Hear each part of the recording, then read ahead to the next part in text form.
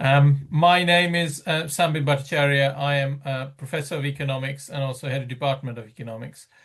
So, I mean, this webinar and this sessions, the way I planned it is, I'll touch upon if you have done economics in the past, you will see that I will be using some familiar terminology. If you haven't, that's probably even better. There you see that I'll keep it fairly general and touch upon some of the key questions in economics. And if you are thinking about studying economics somewhere and so on, so that's where I'll focus on. And then towards the end, I'll tell you a bit more about, I mean, what you can expect and what type of things you can learn, courses you can learn if you are looking to study economics at a university. I'll use the Sussex example, but I'm pretty sure that you will get sort of similar courses in comparable universities, definitely in the UK and perhaps elsewhere as well.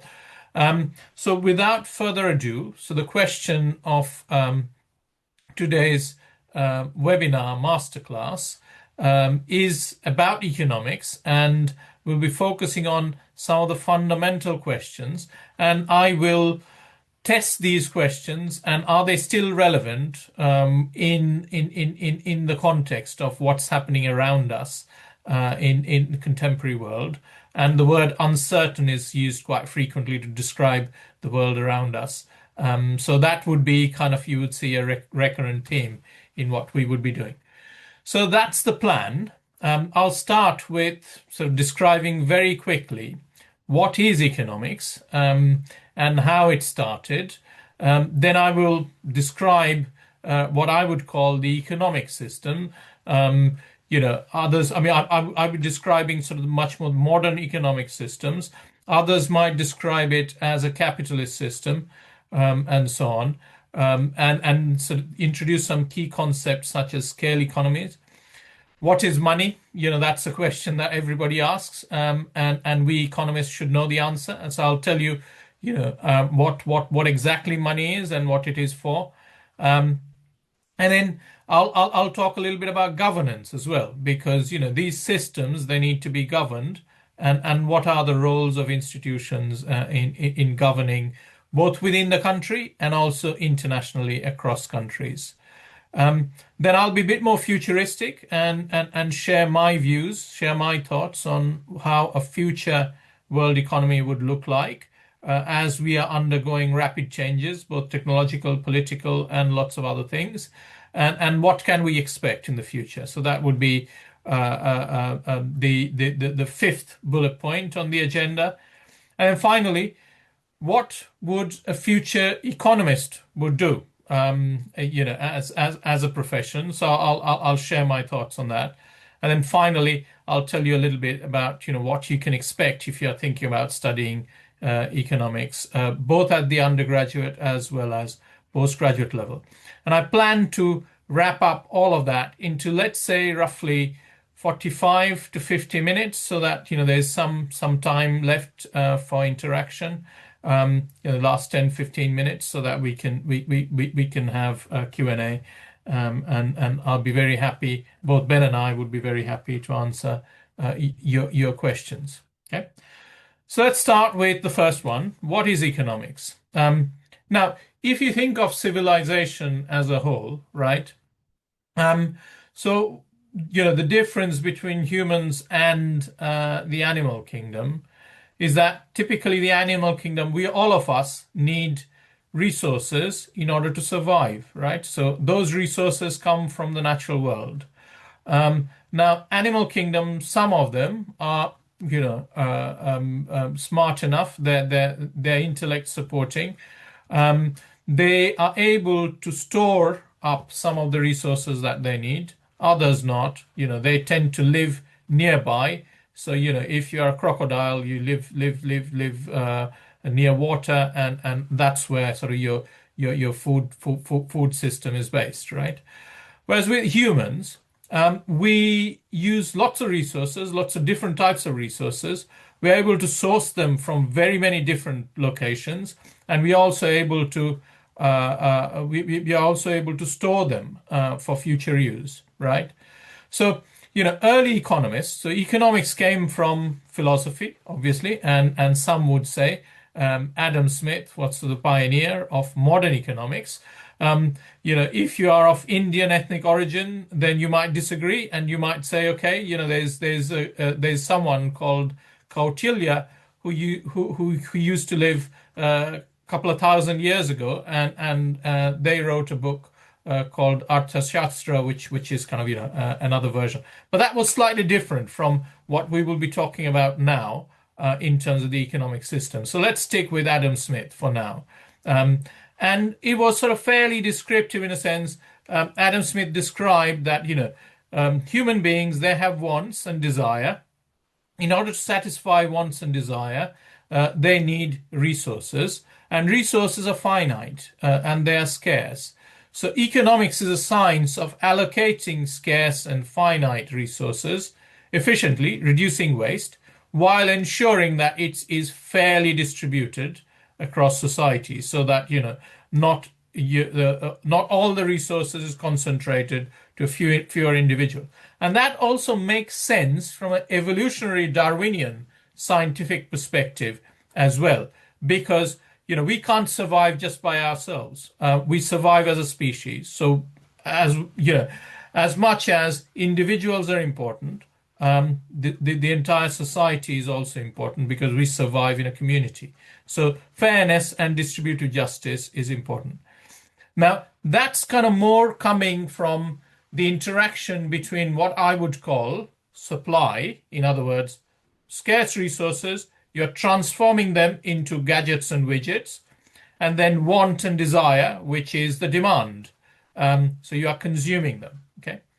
Now, more modern economists, coming from behavioral science and psychology and so on and so forth, they also say it's all about choice and making decisions. Now, that's correct, but that's primarily coming from the demand side. How you adjust want and desire, etc., etc. There are things that are must-have, and then there are things that you can leave it for another day, etc., etc. So it is perhaps a bit of both. Let me now describe what I would call the economic system and explain the key concept of scale economies.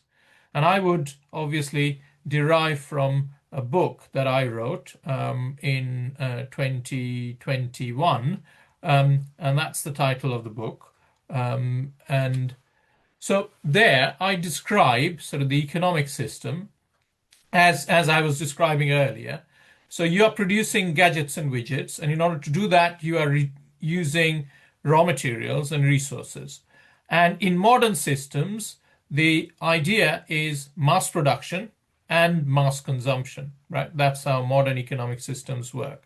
So if you are to theorize how a mass production system would work, so you would need machines to produce gadgets and widgets, and that's represented by this letter K. Okay, economists would call them capital, and so that's physical capital. Sometimes you also need credit and so on, financial capital. Let's just abstract away from that for now, right? We are not going into the realms of finance, but let's just think of physical capital, which is machines and tools, and then you need people, workers, to work on using those machines. So that's L, labor, and you need raw materials.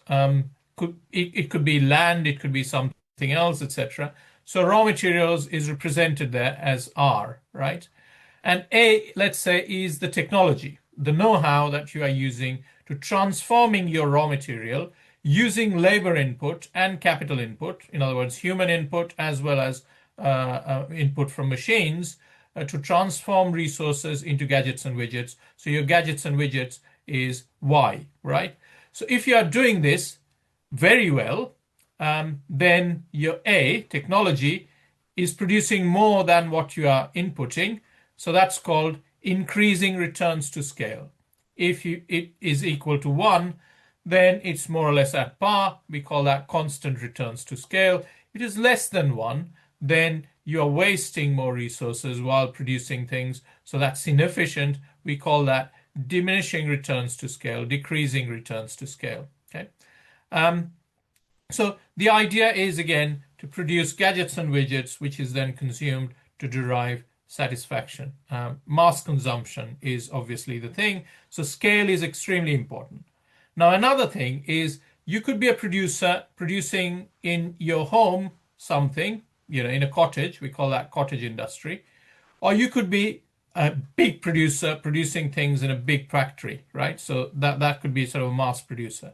So the difference between a cottage industry producer and the mass producer is scale. So scale obviously has an advantage because there are certain things. So if you need to build a factory, acquire land, buy machines, etc., etc., so those could be potentially fixed costs, right? So you incur those costs once, and you can expand production quite steadily once those fixed cost is incurred, right? So that's called scale advantage. So as you expand production, if your cost is coming down, the unit cost of production is coming down, that means you have economies of scale. And that's basically my next slide. So as I said, scale obviously gives cost advantage in not just production, but also sourcing raw materials. So that's why you would see that there is a tendency for companies, for countries, and everything else that surrounds us since Adam Smith in a capitalist system to expand. And expansion gives significant scale advantage. Now, obviously, given that resources are finite, and if everybody is trying to expand, they undoubtedly come in conflict with each other, right? So countries might say, we need to expand, and to govern that expansion, we need an empire, right? Companies might say that we need to expand, and to govern that, we need a structure which is multinational in nature, right? So that gives significant scale advantage, but it also invariably comes into conflict with others because resources are finite. So you're competing for the same for a finite pool of resources. Okay, so as you might expect, I said that as you expand, it generates conflict, and that means it generates powerful political economy effects, right? As you expand, if you're in a position of power, then your economic rent also expands, and using that economic rent, you can obviously buy favors, right? So that's what we have seen since Adam Smith, that merchants who are in key nodes of this economic system, they gain significant power, right? And there are different terms that you would come across depending on the book that you are reading. Merchants, bourgeoisie, billionaire class, top 0.1%, etc., etc. You could think of lots and lots of different examples, both modern and also historical, to describe this. Now, let's just, wind the clock back a little bit. Let's go back to Middle Ages and some of the key changes. This is even earlier than Adam Smith. Some of the key changes taking place, right? So, obviously, mass production, mass consumption involves producing things and then selling them. So that involves exchange, right? So if you produce it somewhere, you need to take it to the person that you want to sell it to, right? So transportation is extremely important. Now, if you look at sort of in the Middle Ages, a key technological change taking place, right? As significant as the internet and everything else that is happening now, which is shipping, right? So there's a massive change in shipping and shipping technology, and that significantly reduces cost of transportation. And as you can see, that revolutionizes the world. So here, what you see is a map in front of you, and I have outlined sort of two key individuals. First was Magellan and also Del Cano, and they were earlier, and then later on Francis Drake from England. they're circumnavigating the globe, right? So they have better ships and so on. So why they are doing it? Are they just seeking adventure? Perhaps, but not just seeking adventure. They are also looking for treasures. They're looking for raw materials, etc., etc. So in other words, they're searching for economic rent, things that they can find that would be of interest to their home country, people that they can sell it to. Now, so if you then move forward a little bit, that then gets, after that Francis Drake's voyage and also Magellan's voyage, etc., etc., that then gets transformed into the first system of globalization, right? So what you see there is, the red lines. The red lines are interaction between Western Europe and the New World, Americas, etc.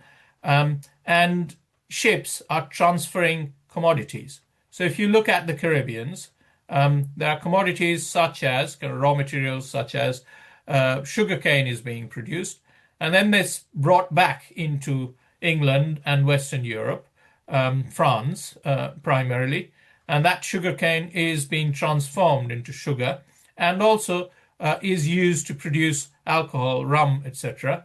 And then, that then is used as an input in order to acquire slaves from Africa and so on. So that then creates a trade triangle. So the black line there, you can see that, people are being transferred from one continent to the other in order to work. So in a sense, you can see that economic system is about commodities. It's about raw material. It's also about people, right? So obviously people in position of power in that economic system, their primary interest is to maximize their rent. So if they have absolute power, they're quite likely that they would use that absolute power and deprive owners of raw materials and owners of labor input, in this particular case, the slaves and so on. So, that's kind of the makeup of the system. And if you then fast forward to contemporary world, I think that system is still relevant, even though, so the rights and the nature of interaction, etc., the governance has changed, and I think changed for better. But nonetheless, that's kind of the bare bone of the economic system that we are talking about. Is it just Western Europe? The answer is no. So actually, the Chinese were almost a century earlier than Western Europe. So the Chinese treasure fleet, the fourth voyage, so you can see on your screen. So here's a map how the Chinese did exactly the same thing as Magellan and Francis Drake 100 years before that they started. And the idea was, again, trade and exchange of goods and sourcing raw materials, right? This is the fourth voyage went as far as West Asia and also East Africa.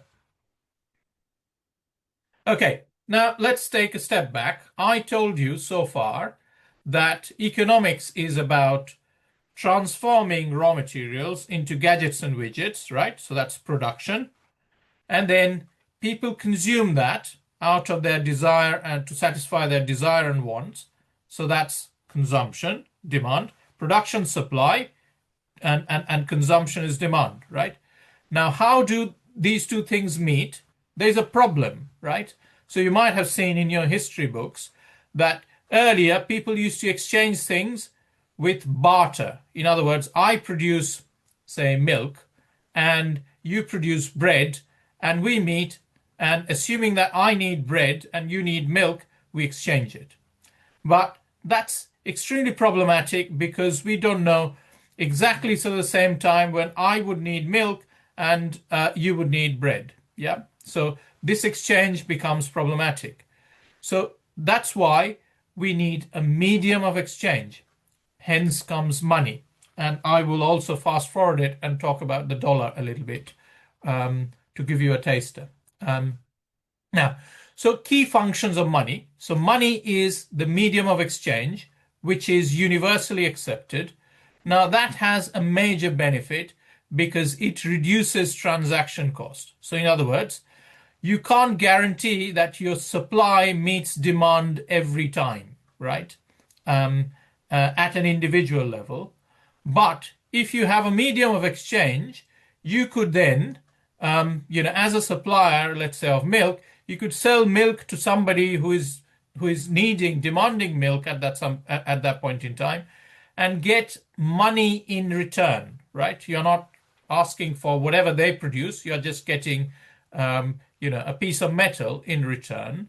And then you can use that piece of metal, if it is universally accepted, to buy the thing that you need. For example, bread, which you don't produce. Okay. So medium of exchange function of money is extremely important. Money is also a store of value, right? So when you are engaging in these exchanges, you are leaving a margin. So if you are a milk producer, if your cost of production is X, then you want to sell it for X plus Y, assuming that Y being greater than 0. And so Y then is your surplus.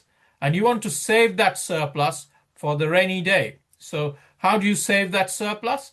You save that surplus in the form of money. In earlier societies, ancient societies, that would be in terms of precious metals, gold and silver and so on and so forth. Okay, so that's the second function of money. And third function of money is it is unit of account. So you also need to measure value. What's the value of X as opposed to Y, and so on and so forth, right? So you need a unit of measurement to do that. And money performs very well as a unit of measurement.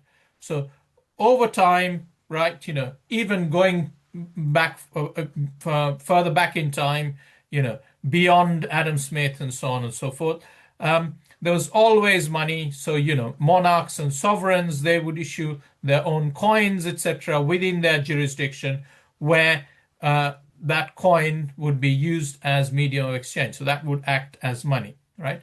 So things are a bit more sophisticated now, okay? So if we fast forward now to post Second World War. So since the end of the Second World War, we have now an economic system which is international in nature. So it's no longer kind of, the kings and the nobility in their kingdom. It's much bigger now. So to govern that bigger system and have money in that system, so obviously you would need something that is universally accepted.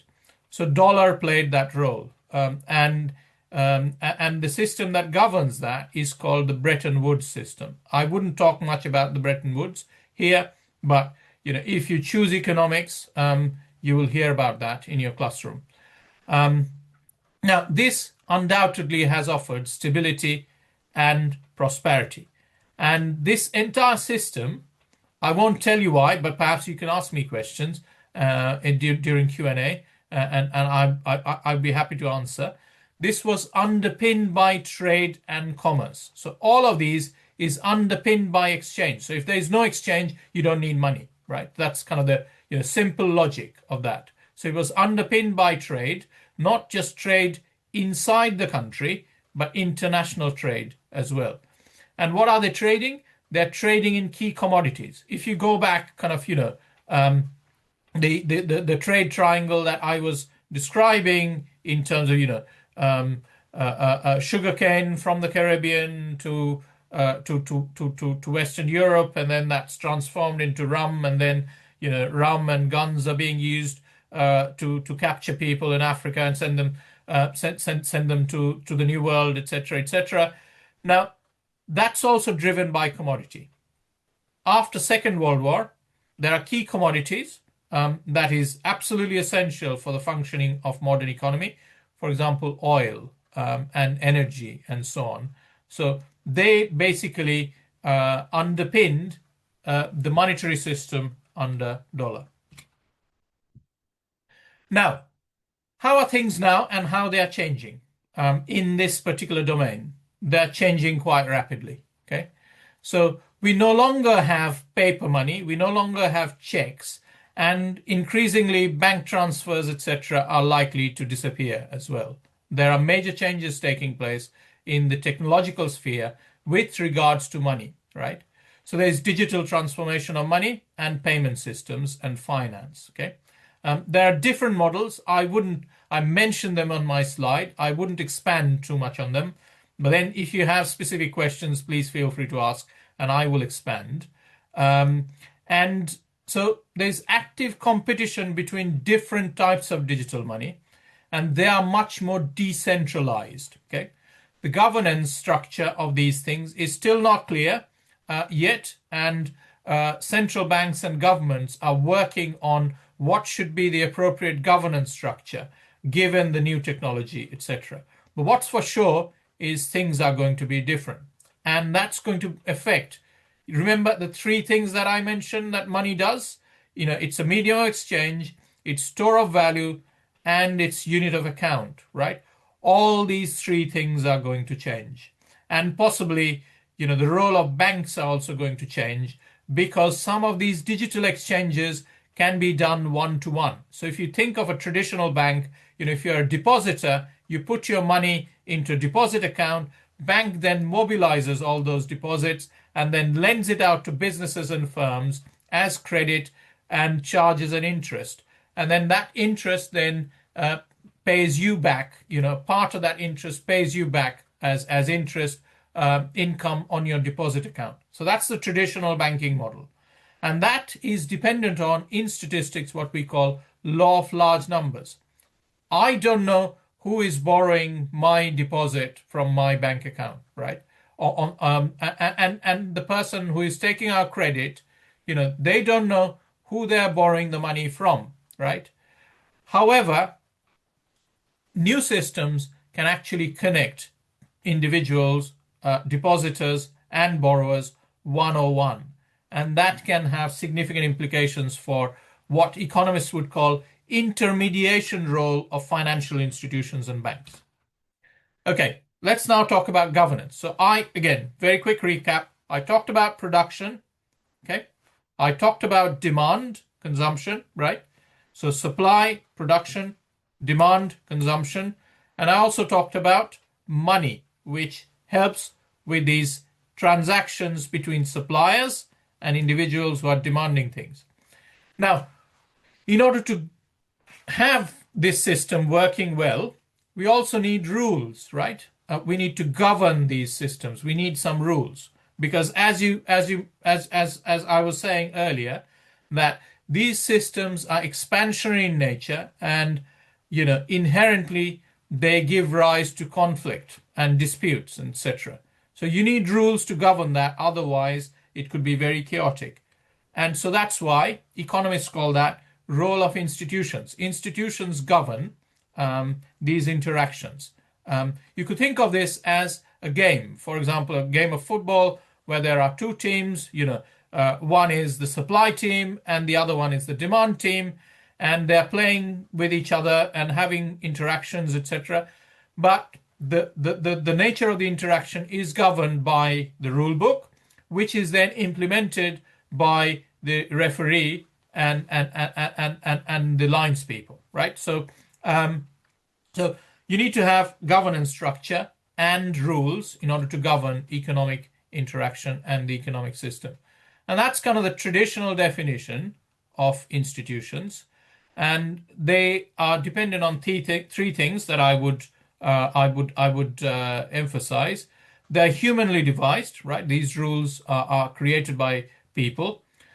They're constrained. So in other words, they stop people from doing certain things which is undesirable, and incentivize people from doing certain things that are desirable. Okay, so they impose constraints and they shape incentives. That's true within a country. I'll talk less about that. And in an international relations, that's true across countries as well. And I have listed some of the rules that govern international relations. For example, UN Charter. If you are thinking of international trade, the World Trade Organization. Also, countries, they might have multilateral, so that means more than two countries, and bilateral treaties. So that means two countries. Okay. Now, so what we are noticing is that institutions by nature are fragile because, it takes two to tango. In other words, if you're playing the game of football with the supply team and the demand team, they need to respect the rules, right? If they are not respectful of the rules, then the rules are fragile. Okay.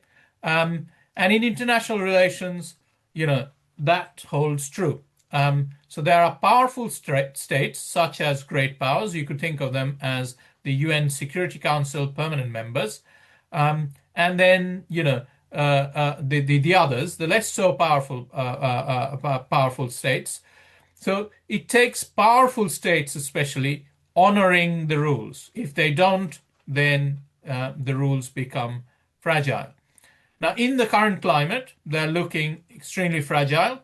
Unilateralism is on the rise, and there's preference for bilateral negotiations rather than using multilateral structures such as the World Trade Organization when it comes to economic interaction and international trade. And that makes smaller and less powerful states much more vulnerable than before. Why is this happening? Because we are going through major technological changes, and that is influencing the nature of surplus value, right? And given the expansionist nature of the economic system, then different power groups are coming into conflict with each other. Their interests are not converging. Their interests are coming into conflict with each other. In order to fight their corner, they have the option of fighting with each other or negotiating and coming to a compromise. So we are living through a phase where they're feeling each other out, which is obviously uncertain, fragile, and quite dangerous at times. Okay, so in that context, let me now move to how the future will look like. Okay. Now, so if you ask me, I would say that the future, at least the immediate future, is likely to be fractured and likely to be likely to consist different blocks of countries, and depending on their convergence of interest, and they might sort of converge into different blocks. Across blocks, there will be certain interactions, depending again on the interest, but then there will be lots of competition as well across blocks. Now, the key question is whether that competition would be managed competition and orderly competition, or it would be disorderly competition, right? So obviously, as individuals, as citizens with a stake in this entire interaction, I guess we would all want it to be orderly rather than disorderly. Okay. Now, so within these blocks and networks, is the nature of production going to change fundamentally? You might hear, America first, or Britain first, or etc., right? Would this mean that, we would return back to the Adam Smith world where, Adam Smith's example was, Portugal produces wine and England produces cotton cloth? Yeah. The answer is no. The nature of the technology and the cost advantages of having a much more diversified and complex production network is far greater than any political rhetoric can offer. Okay, so no matter how much countries would try, tariffs, no tariffs, any other restrictions, etc., I think it is given that we will continue to have global production networks, and they would be influenced by different blocks, but production would still be diversified across countries because the gains are quite significant. Okay? Technological progress and technology adoption will increase, especially with the usage of large language models and, often which is referred to as AI and so on. So those technologies are likely to be integrated much more into the supply team and the production team as well as the demand team. Okay, and that will revolutionize the way modern economies going into the future, how they produce and how they consume. Okay, and there will be significant gains from this. So again, there are very complex political economy issues and governance issues. And if you are thinking of studying economics, it's a good time to get in and study economics, because very exciting times and quite futuristic from that point of view. Financial systems, we talked about money, they will change as a result of these changes in technology as well. Would the dollar still remain the most important currency in across country transactions and interactions? The answer is no. So, given the nature of technology, we are probably looking at something different. Okay, just to give you a quick example. So in the Adam Smith world, so you have inputs, raw materials, you transform them, and then, it's spread across a distribution network, and then it's consumed, right? But in a much more modern system, with global production networks, and often you might have heard the word supply chain. So there are different intermediate inputs, and I have listed some of them in my slides. There's technology input, there's energy input, there's logistical input, there's service inputs. For example, accountancy, procurement, insurance, HR, if you are doing business management. So a lot of people in developed countries, in advanced economies, they work in the services sector, providing service inputs to the production process, and so on. So they are all intertwined in the same ecosystem, and they're overall governed by rules based on coordination, control, and regulation, and also rules of finance, investment, capital, credit, and international banking. So it's quite complex, extremely exciting to study. So if you are thinking economics, again, I would strongly recommend. Okay, so each of these nodes, the main intention is to create a surplus value, right? So surplus above your cost. So each node in the global production network or supply chain is creating value and is creating surplus. Okay. So the aim for whoever is in overall charge of the production network is to enhance value by increasing surplus and decreasing cost. And you could do that by innovating in new technology, AI being one of them, which is going to have significant impact on cost as well as how you sell. Okay, so revenue as well, and also doing things in a much more smarter fashion, which economists would call productivity gains, right? So you use the same amount of input but produce more. Okay, so that's productivity gain, and also better coordination of logistics. So creating value is going to remain relevant and important going forward. Okay? Now, so when you create value, obviously, somebody is capturing that value. So not all stakeholders will capture equal part of the value created in this network. So that's where governance becomes extremely important. How you tax a surplus, and what is the jurisdiction, and so on and so forth, right? So firms who are holding key technologies, designs, and patents, and so on, would probably be in a much more favorable position compared to firms doing low-level manufacturing and so on, right?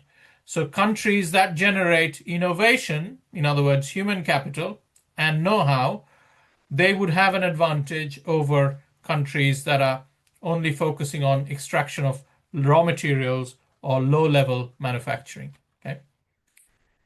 Right. So that's kind of, a summary, a rapid summary, a whistle-stop summary of the economic system. Let me spend a couple of minutes on what would future economists do, right? Now, like I said, in the Adam Smith world, economists were philosophers, essentially. Adam Smith, if you describe him, yeah, is a philosopher rather than an economist. Now, things have changed since then, right? So economists work with models, etc. And so the key idea is social engineering, especially the economic dimension of society. So that's what typically economists do. Social engineering and understanding how societies work. So here you have some picture. There's one graph into the, how many economists in a modern sense, countries produce. You can say that, you can see that, USA is top of the list, and then comes India, China, etc. So that ranking order has changed quite significantly in the last 20 years. And you can see BRICS and emerging market economies, they are producing more professionals in the dimension of social engineering of economic matters. That's becoming much more prominent. So demand for economists, there's high demand for economists in that domain. Where do they work? Public sector, tech industry, think tank, media, you name it. Every other sector, they employ economists. Now, if you ask me, what do they do, right? I would say modern economists are a bit like Sherlock Holmes, right? In order to come up with social engineering solutions, they often collect evidence and deal with facts, and they look for patterns, right? So Sherlock Holmes, as a detective looking for patterns with a looking glass. Economists often, modern economists, they deal with large data sets, and it's quite empirical in nature, the way the subject has evolved. And they look for patterns in these data sets and then make recommendations and try to explain certain things.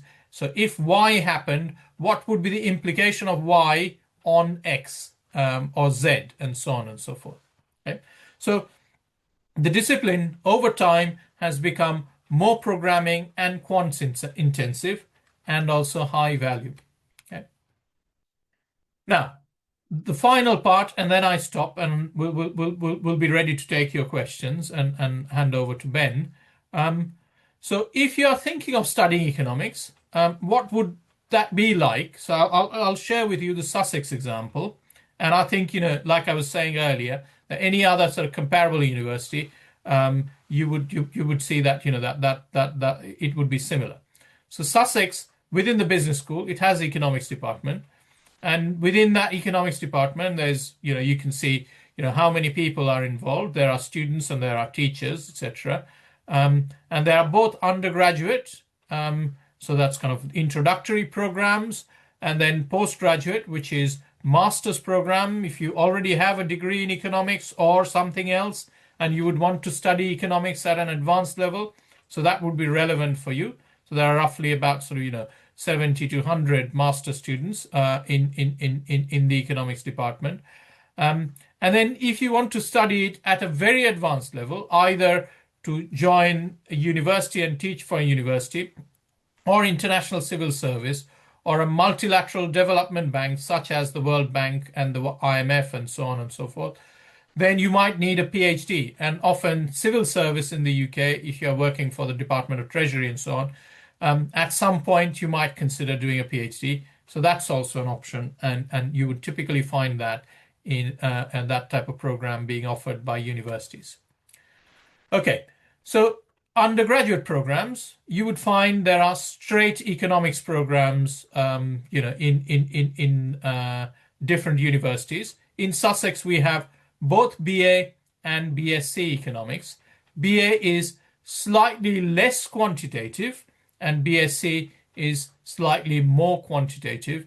But nonetheless, the intention is to train you on both tracks as professional economists. And Sussex, if you come to Sussex, Sussex would not ask for A-level maths in order to enter our undergraduate program. Okay, so if you are thinking of studying economics with a focus on business economics, international business, but also sufficiently quantitative and applied in nature and analytical in nature. This is a new program. Not many universities in the UK have them, but more and more universities are offering them. And Sussex is offering this from this year. It's a program in business analytics. So BSc Business Analytics. So it focuses on quantitative, computational, and applied skills, which is relevant for business and business economics. So if you are thinking in that direction, I would strongly recommend. Now, so if you are thinking of, you have done STEM subjects in your A levels, let's say maths, physics, and so on and so forth, but you sort of are not finding them sufficiently exciting and you would want to do something different and possibly move towards economics, here is another option, which is a mix of economics and informatics and computer science. So we have a program, which is again a new program we started last year, BSc in economics and data science. Again, not widely available in many UK universities, but more and more universities are offering them. But Sussex is already there. So if you're thinking in that direction, then definitely worth considering Sussex. Then we have a whole host of other degree programs, which is quite sort of widespread across the UK. We have a program in economics and finance. We have a program in economics and management studies. And if you're thinking of international development, so that's another program. So there's a BSc program in economics and sustainable development, which is a new program that will be starting from September this year, okay, which will replace our old program, which is BA Economics and International Development. You could also study economics with something else, for example, politics and philosophy or mathematics. Politics, philosophy, and economics, so commonly known as the PPE program, and also you can study economics you can study mathematics with economics. Postgraduate, we currently have 3 postgraduate programs, plus also an integrated PhD program. We have a postgraduate program in business analytics, which seems to be quite popular. We have a program in development economics, so that's in line with Sussex's strength in international development. Sussex is the best in the world, according to QS university rankings, in development studies. So, if you are thinking of a career in the space of international development, Sussex is your place. And also we have a new program, MSc Economics and Data Science. And in these programs, obviously, if you come to Sussex, we obviously are extremely focused on career and employability.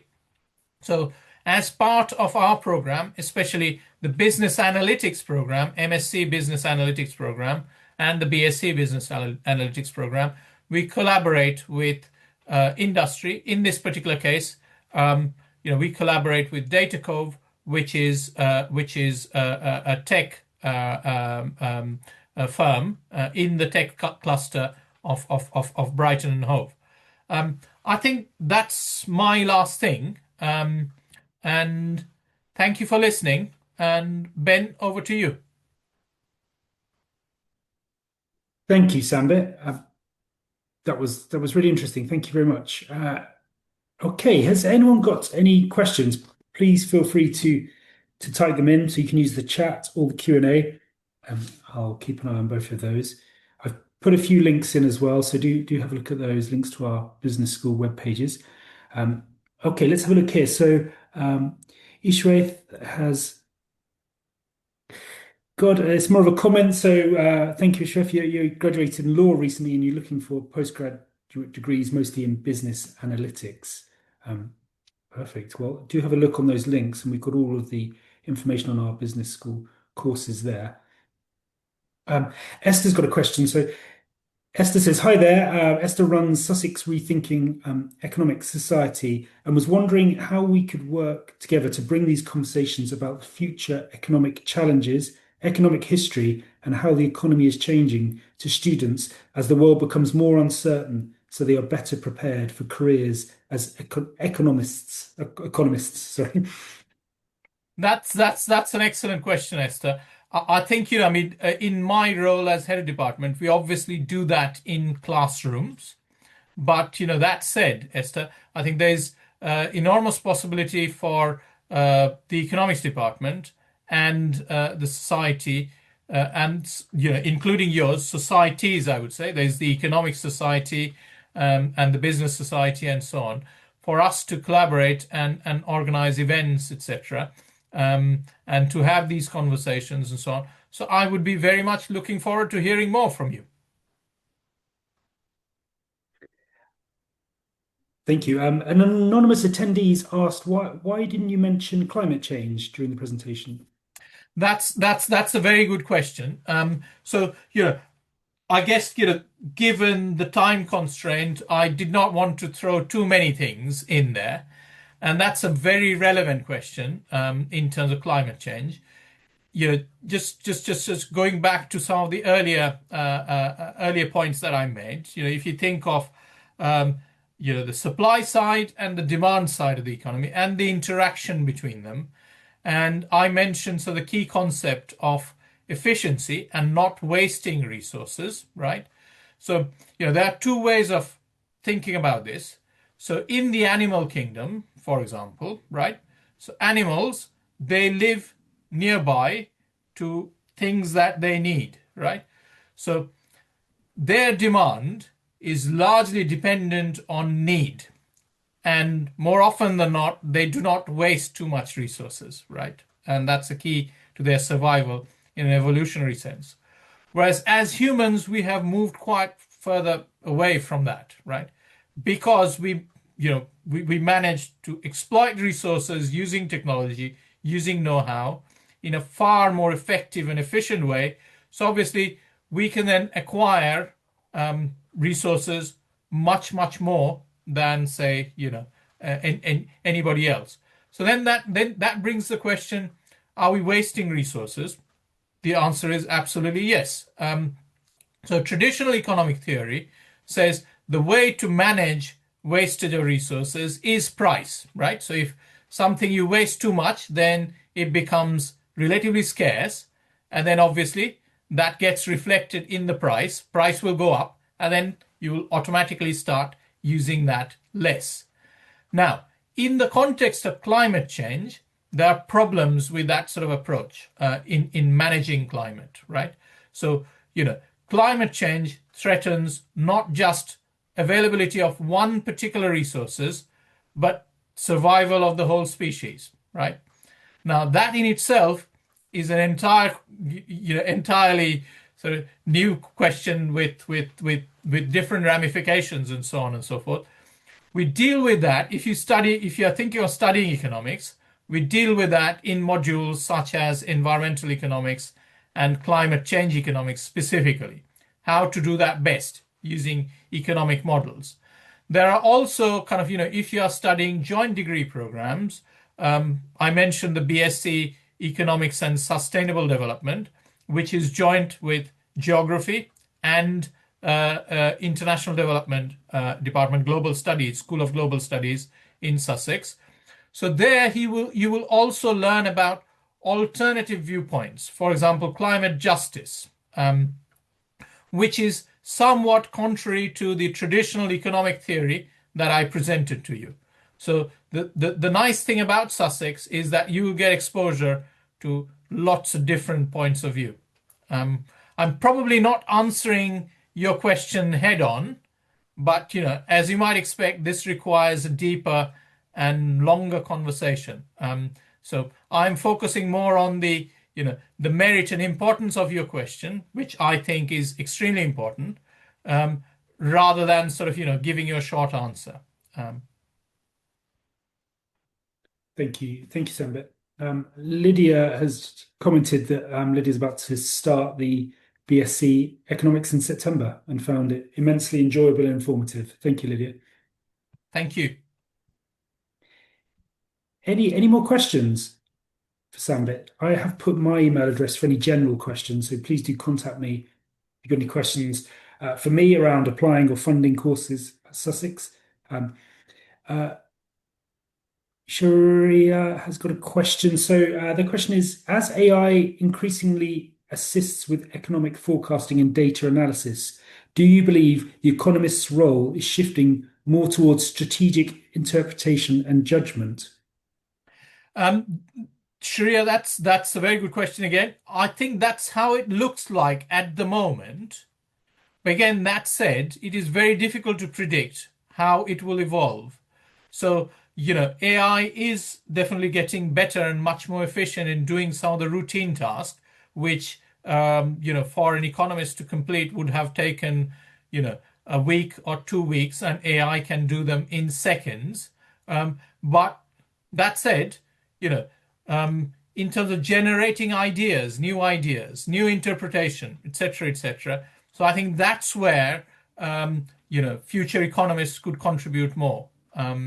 While the key concept in economics, if you look at it, is what we call opportunity cost of time, right? So often you would see that when new technology comes in line, right? So when computers came in the 1980s or 1970s, you know, many people in the society were up in arms saying, "Oh gosh, lots of people will lose their jobs and it will be a disaster, etc., etc." Prior to that, during Industrial Revolution and even before that, there were similar stories. So what happens is that when new technology comes, then it is able to replicate actions that were done by humans before. Remember that sort of, the production function that I mentioned. There's the labor input and there's the capital input, right? So, in the past, you had the machines which were replicating mechanical actions of humans, right? And doing them much faster and better. Here comes AI. It can also replicate the human brain a little bit in a much more efficient way, right? And that's a key input in there, right? Now, by doing that, it all frees up our time. So as it frees up our time, not necessarily, our generation, my generation, for example, it's always difficult to retrain, but the next generation who are coming through schools, etc., they will have a different set of skills and they will get training in how to effectively use new technology to improve living standards, right? So that's how it works. And I think AI is going to do exactly the same because it reduces the opportunity cost of time and allows people to engage in other activities, for example, creating ideas.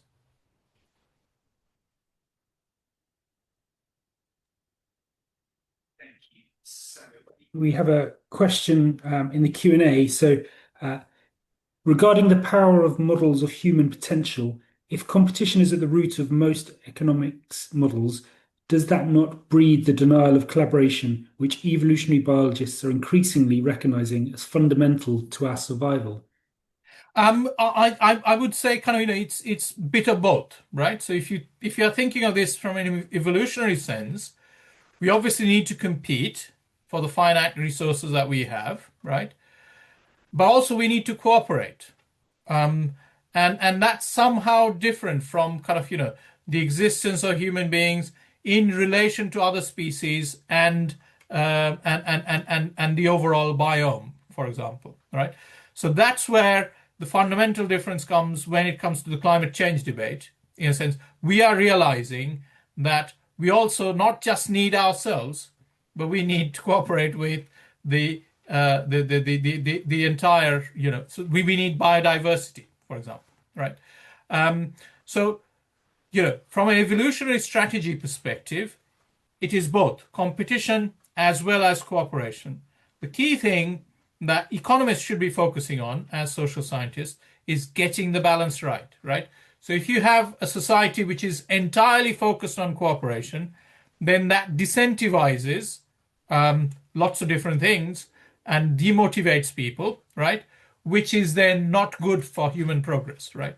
Um, on the other hand, if you only focus on competition, then that sort of, that has significant negative consequence for distributive justice and overall cooperation and availability of resources, that's also not good. So getting the balance right.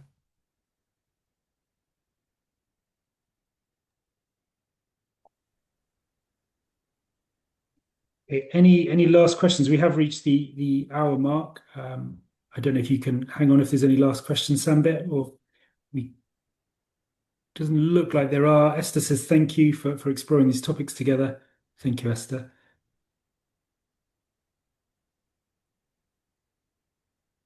Thank you.